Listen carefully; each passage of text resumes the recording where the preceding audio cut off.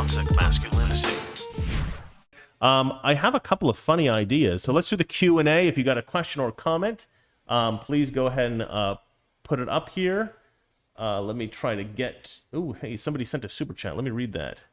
David J. Corica, Patriot... sorry, did I say David? Daniel J. Corica, Patriot Daniel, writes, Trump didn't lose, Epstein didn't kill himself, and we did nothing wrong on that day in January. Yeah, I love that. That's absolutely true. Well, what the heck was I going to say? Oh, yeah. So I was thinking about getting together some funds and getting some people together and building an art installation piece. And this art installation piece would be a piece that we put up in maybe the town square of every major city in America, or one city per state, maybe. So we do 50 of these. It's an art project. You know, the left likes to do these fruitcake art projects. But I'm thinking of doing a kind of abstract structure, and the sculpture would look something like this. What do you guys think? Huh? What do you think of that? What do you think of that? Put that sculpture up, one in every state. Just see what happens. Just see what happens. I think it's a good idea. Another idea that I had recently was to do a parody. Can you guys not see that? That might be too bright. Let me see here. I don't know if you can see that. It's basically the graph that showed the bump, the Biden bump, right? That makes this sort of like curved looking F for fraudulent. Let's see here. So the other thing I was thinking about doing is a parody video. That's probably one of the next videos that I'm going to put up on my Mr. Reagan channel, of that woman from the CIA who's like, I'm a proud Latina mother and I have anxiety disorder. I am the perfect person for the CIA, and you guys should join the CIA because there's people like me here for diversity, right? I was thinking about doing, a voiceover on that. And I was thinking about doing it in the Gamma Goblin Miller says, I think Mr. Reagan is way underrated. Can't believe the low numbers I always see. Me neither. What the hell, guys? I think it's somewhat YouTube suppression. I also think it's, a lot of people like watching Little Timmy Pool. So Little Timmy Pool, very popular YouTuber. I gotta say, I respect him. I think he's a good YouTuber, so I can't say that I blame people for preferring watching Little Timmy Pool's YouTube channel. Why do I call him Little Timmy Pool? I don't know. I just thought of that now, and I thought it was funny, so I'm gonna start using it, right? He wears a beanie. What does he expect? If you dress like Antifa, expect to be called Little Timmy Pool. All right, let's see here. So I want to say things in this parody video, CIA video, like, do you hate the CIA because you think the CIA is the man? Well, not anymore. The CIA has been transformed into something unrecognizable. The CIA is no longer dedicated to fighting international threats. They're dedicated to fighting the patriarchy. Just stupid crap like that, right? And then we do the whole video, the same video that they have, but with a different voiceover. And she's, of course, talking about her various psychological disorders and how that makes the CIA better. And, saying, oh, maybe the CIA is not for you. Maybe you should join the FBI. Do you hate Donald Trump and Republicans generally? Then let's see here. Sorry, I'm reading. Then the FBI might be the agency for you. Hunter Biden laptop? Never heard of it. Learn to hide the dirt. If you're incompetent in just about every aspect of life, but you're a radical left-wing activist, you too can join one of several intelligence agencies that violate the civil rights of decent law-abiding citizens with zero consequences. All right, so I'm going to probably do a voiceover like that for the CIA video. I don't know if you guys have seen that CIA video. I think I played it yesterday or the day before. Anyway. Well, paper plates, I got to admit, my videos go on for 20 minutes too long as well. But, yeah, so anyway, so nobody's commenting on my hilarious video. I'm making it anyway. Don't even care. All right, guys. Okay, all right. Well, we've got... Let's see. The Teflon Don wrote, what do you think of Caitlyn Jenner running in California and the state of the Republican Party? Well, I'll tell you what. So, he, whatever it is, he's on Brucey Man is on Hannity tonight, which airs at the same time my show does. So you might want to go watch that if you got it DVR'd. I don't know. I'll tell you what. So okay, you want me to tell you what I think about Bruce Jenner? So Bruce Jenner was very famous, and then he disappeared from the limelight. And I'll tell you what, I know a lot of people like this, a lot of people, because I live in LA and I worked in Hollywood, and a lot of people who work in Hollywood, this is very weird but true. A lot of people who work in Hollywood used to be famous. It's very strange, but you'll find that throughout Hollywood there are a lot of people who work jobs in the industry, like even like gaffers or people who acting coaches and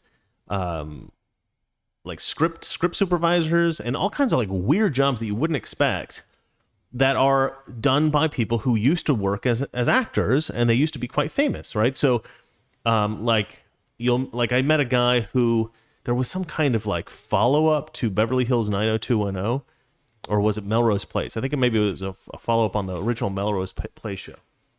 And this guy was like one of the stars of that follow-up show. And I think it only lasted one season or maybe even just a few episodes. But he was considered like this big new breakout star. He was going to be like the big new thing that year on this new popular show, but the show wasn't good and didn't last, and it died. So he was only part of the show for like a very short time. But the thing is, because there was so much hype around it and it was so heavily marketed, and he thought it was going to be a big show, and this is in the 90s, remember, this guy thought, I'm the new big thing. I'm going to be a big success. The problem is he never got another good opportunity for acting after that. He did little things here and there, but nothing big. And so by the time I met him, probably in like 2015 or something like that, he'd been a non-working actor for like, I don't know what, like 20 years. And he just was never going to be successful at anything else. He just wanted to keep acting.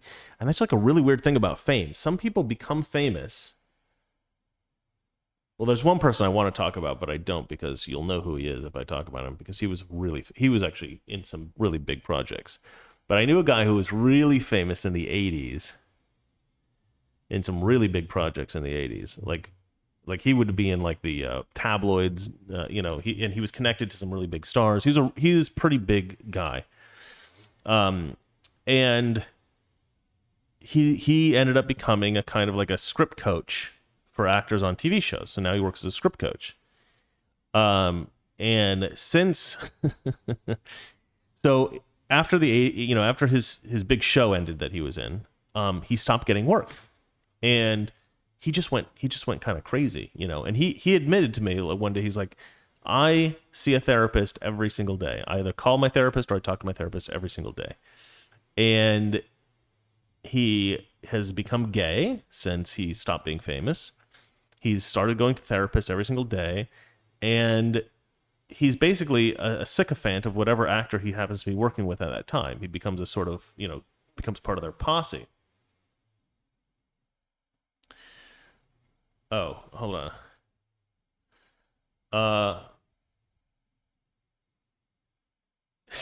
I'm not going to read that. Thank you, Ashley. I'm not going to read that. Thank you, though.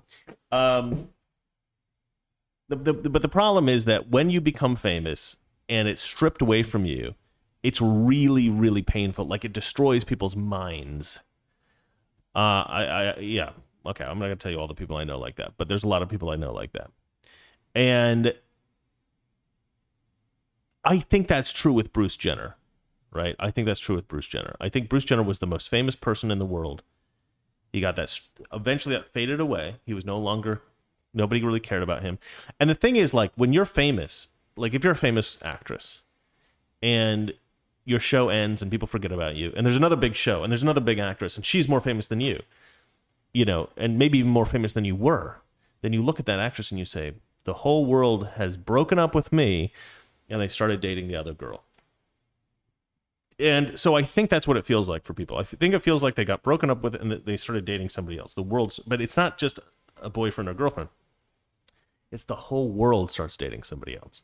So I think with Bruce Jenner, he had that kind of feeling of the whole world broke up with him. And so he felt that sort of psychological breakdown from that. And then, the Kardashians came along, right? And he was married to Kris Kardashian, who's the head of that family. And that whole family was hugely famous, but he was just kind of the guy in the background. And I think that really took a psychological toll on him as well.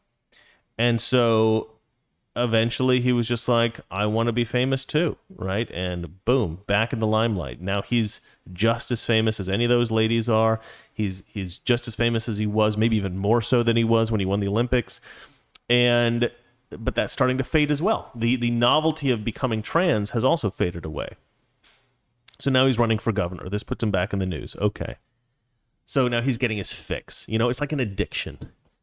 Does that mean that he couldn't be an effective governor? I don't think so. I actually think Bruce Jenner, even as Caitlyn Jenner with the lunacy of the trans thing, I think he would definitely be a far better governor than Gavin Newsom. I think he would be 1,000 times better than Gavin Newsom. So do I think that any of the other candidates for governor that are running as a Republican, do I think any of them can win? No.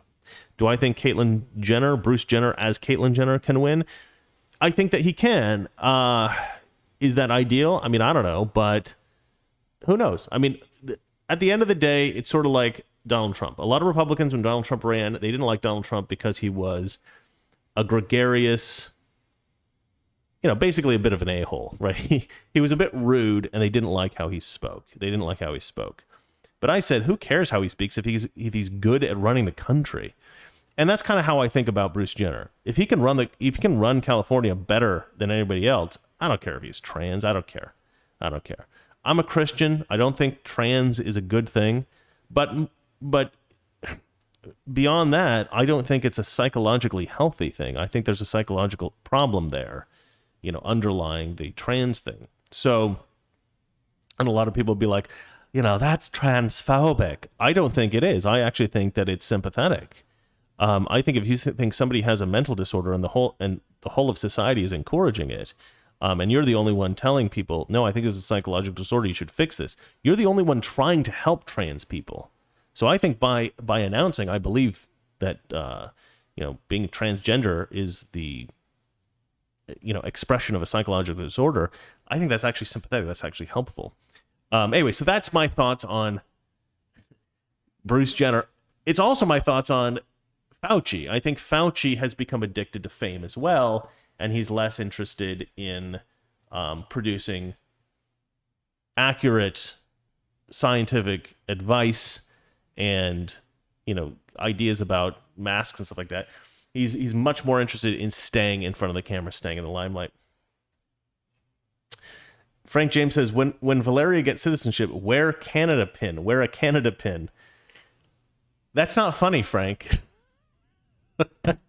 We're not going to wear a Canada pin. What's wrong with you? If we have to flee to Canada because of political persecution, then yeah, we'll wear a Canada pin, I guess.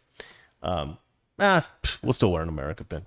All right, guys, that's it for this show. I'm going to put out a bunch of new videos, one a day for at least the next 10 days, probably the next 20 days.